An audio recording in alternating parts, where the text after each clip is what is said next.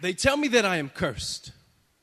They say that my sins are too great, which caused me this hurt. See, they call me leper.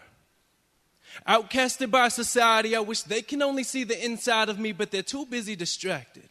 Looking at my flesh, eating away at my limbs, but I'm already numb to this pain.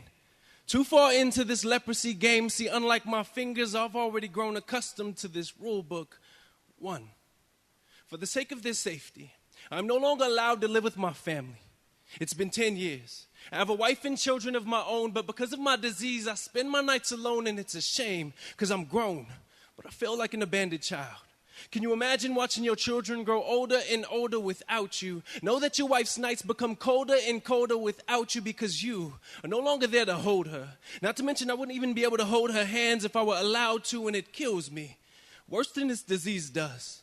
I'm dying faster from my hopelessness than I am from this leprosy, too. Everywhere I go, I must shout, I am unclean. Just so you don't accidentally run and bump into me and catch my disease, because if you didn't already know, sin is contagious. 3. I'm not even allowed in the temple to worship the King of all ages. At times I feel I have nothing else to live for. I get tired of the dirty looks that I get from people when I'm walking down the street.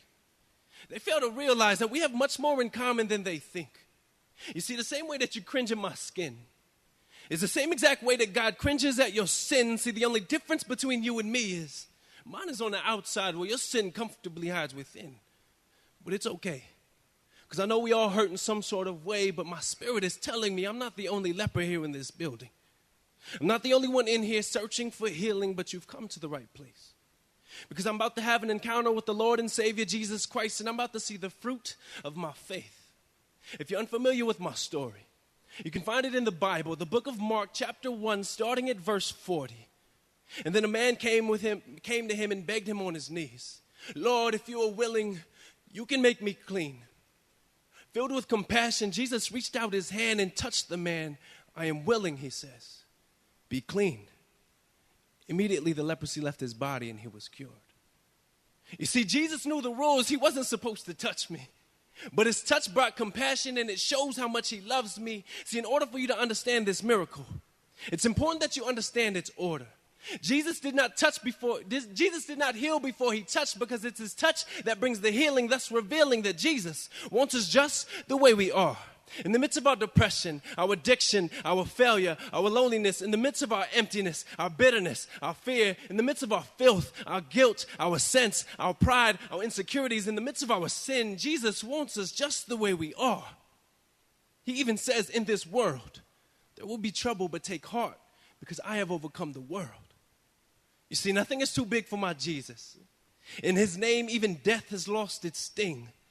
As the soldiers were beating him to the cross, they were thinking failure, but my Jesus, he was thinking victory. By his stripes we are healed. Through his brokenness we are made whole. Through his bondage we are set free. Through his rejection we are accepted. And through his death we have life. He even went to the depths of hell to take the keys of death from Satan, and he did this all for you. No need to ask, Lord, if you're willing. We already know the answer. The question is, are you?